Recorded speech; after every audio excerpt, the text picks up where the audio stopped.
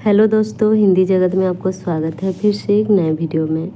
इसमें हम क्रिया क्या है, क्रिया के कितने भेद होते हैं, उन सब के बारे में जानेंगे और समझेंगे। तो चलिए शुरू करते हैं। जिस पद से किसी कार्य के करने या होने का बोध होता है उसे क्रिया कहते हैं। जिस पद से कार्य के करने या होने का बोध होता है उसे क्रिया कहते हैं। जैसे कि पढ़ना, जाना, लिखना, दौड़ना। इसमें क्या हो रहा है, क्रिया के होने का बोध हो रहा है, इसलिए इसे क्या कहेंगे, क्रिया। क्रिया के मूल रूप को धातु कहते हैं। क्रिया के मूल रूप को क्या कहते हैं, धातु कहते हैं। ठीक है। जैसे कि पढ़ना में धातु क्या है, पढ़। पढ़ना में धातु है पढ़।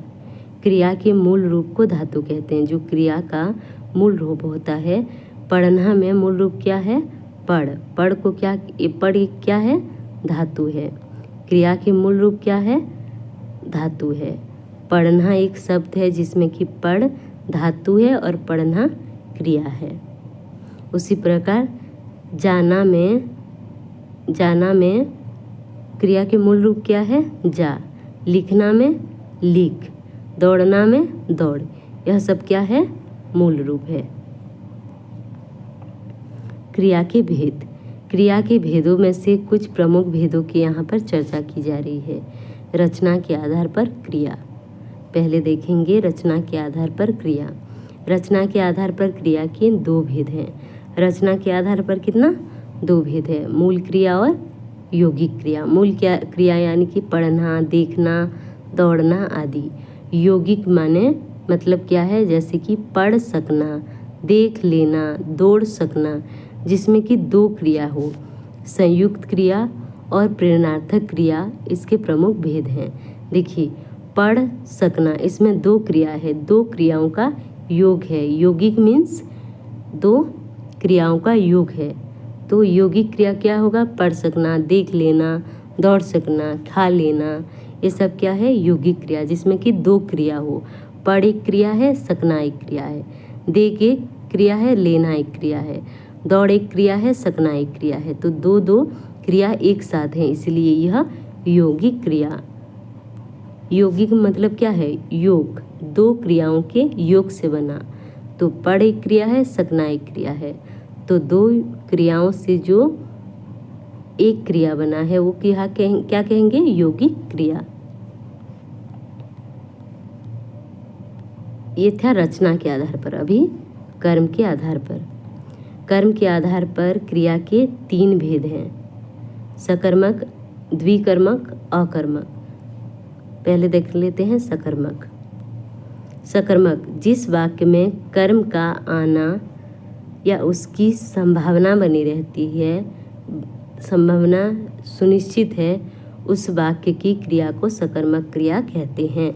अर्थात कि जिस वाक्य में भी कर्म का आना या उसकी संभावना बनी रहती है, जो कि सुनिश्चित है, जिसमें कि कर्म आएगा ही आएगा, वो वाक्य क्या है, सकर्मक है। जैसे सुरेश पत्र लिखता है, इस वाक्य में सुरेश क्या है, सुरेश जो है करता है। सुरेश क्या है, करता है। और लिखे जाने वाला पत्र जो है वो कर्म है।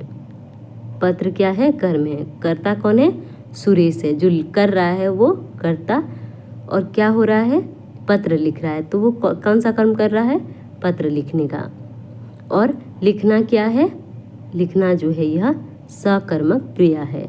उसी प्रकार पढ़ना, देखना, खाना, पीना, काटना, खोदना, गाना आदि क्या है, सकर्मक क्रिया है।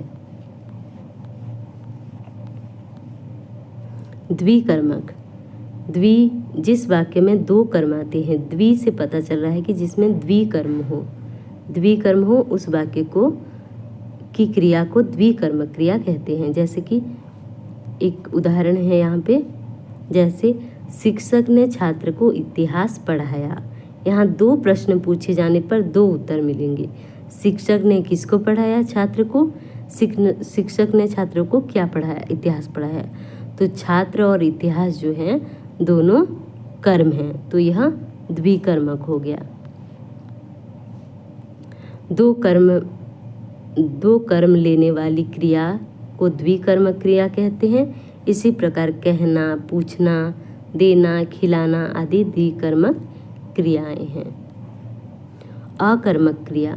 अकर्मक क्रिया यानी कि अकर्मक क्रिया अपने सार कर्म नहीं ले सकती। सकर्मक में कर्म लेती थी और इसमें नहीं लेगी, और द्विकर्म में 2 कर्म होता है। जैसे कि बच्चे दौड़ते हैं। इस वाक्य में बच्चे क्या दौड़ते हैं, बच्चे किसको दौड़ते हैं, प्रश्न पूछने पर कोई भी उत्तर नहीं मिलेगा। लेकिन पहले में क्या था, थोड़ा सा एग्जाम्पल देख लेते हैं कि सकर्मक क्रिया में सुरेश पत्र लिखता है। इसमें हम क्वेश्चन करेंगे कि सुरेश क्या लिखता है, तो उत्तर आ रहा है पत्र लिख रहा है। ये देखिए, इसमें प्रश्न पूछेंगे अभी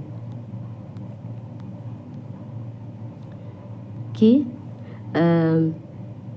बच्चे क्या दौड़ते हैं, बच्चे दौड़ रहे हैं, बच्चे क्या दौड़ते हैं, तो प्रश्न का उत्तर आ रहा है, नहीं आएगा। किसको करने से भी नहीं आएगा, क्या करने से भी नहीं मिल रहा है, तो यह क्या हो जाएगा, अकर्मक क्रिया हो जाएगा। इसलिए हमें जो भी वाक्य दिया होगा उसको हम पहले प्रश्न बना लेंगे। सुरेश पत्र लिखता है, सुरेश क्या लिखता है, पत्र लिखता है, तो उसमें अर्थ मतलब उत्तर आ रहा है। और दूसरा है बच्चे दौड़ रहे हैं, बच्चे क्या दौड़ रहे हैं, उत्तर आया, नहीं आया ना, तो अकर्मक क्रिया होगा। आना, जाना, भागना, तैरना, कूदना, रोना, हंसना, उठना, बैठना, ये सब अकर्मक क्रियाएं हैं। क्रिया की पूर्णता और अपूर्णता के आधार पर क्रिया के भेद। क्रिया की पूर्णता और अपूर्णता के आधार पर समापिका और असमापिका। जिसमें समाप्त हुआ हो, पूर्णता हो, वो समापिका, जिसमें पूर्णता ना हो उसमें असमापिका। तो क्रिया की पूर्णता और अपूर्णता को लेकर 2 भागों में विभक्त किया गया है, समापिका और असमापिका। समापिका क्या है, समापिका क्रिया वाक्य के अंत में आती है। समापिका क्रिया वाक्य के अंत में आती है और वाक्य की समाप्ति की सूचना देती है। जो वाक्य में वाक्य की समाप्ति की सूचना देती है, जैसे कि वे शिक्षक हैं, पिताजी दफ्तर गए, इसमें जो कार्य की है वो समाप्त हो रही है। और आगे देखेंगे कि असमापिका क्रिया से वाक्य की समाप्ति का बोध नहीं होता है, और इसमें समापिका में कार्य की समाप्ति का बोध होता है और इसमें नहीं होता है। मैंने घर लौटकर खाना खाया, लौटकर मतलब पूरी तरह से यह पूर्ण नहीं है।